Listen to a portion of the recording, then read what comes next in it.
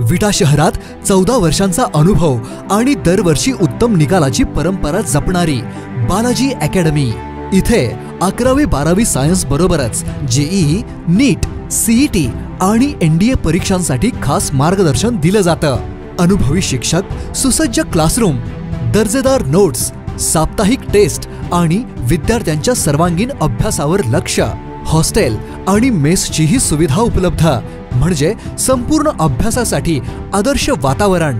इयत्ता 11वी व 12वी प्रवेश सुरू। त्वरा करा, प्रवेश मर्यादित। शिवप्रताप गोल्ड टॉवर शेजारी, अमोल स्टेशनरीच्या वरती, विटा। तुमचं यश आमचं ध्येय। बालाजी अकॅडमी विटा, आजच प्रवेश घ्या।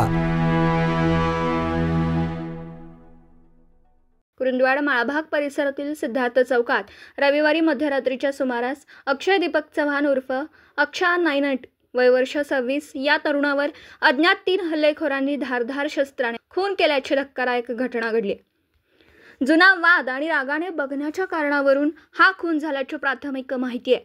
मिळालेल्या माहितीनुसार रविवारी मध्यरात्री 12 वाजण्याच्या सुमारास माळभाग येथील सिद्धार्थ चौकात अक्षय चव्हाण आणि 3 अज्ञात व्यक्तींमध्ये काही कारणावरून वाद झाला।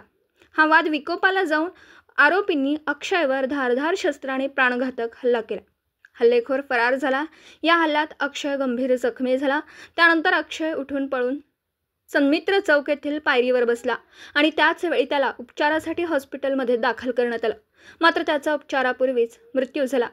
या घटनेची माहिती मिळताच कुरुंदवाड पोलिसांनी तात्काळ हल्लेखोरांच्या शोधासाठी 3 पथकं रवाना केलीत।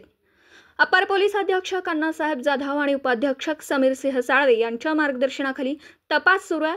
तपास अधिकारी सहाय्यक पोलीस निरीक्षक रविराज फडणीस हे पुढील तपास करीत आहेत। हल्लेखोरांना लवकरच जेरबंद करण्यात येईल असं पोलिसांनी सांगितलं।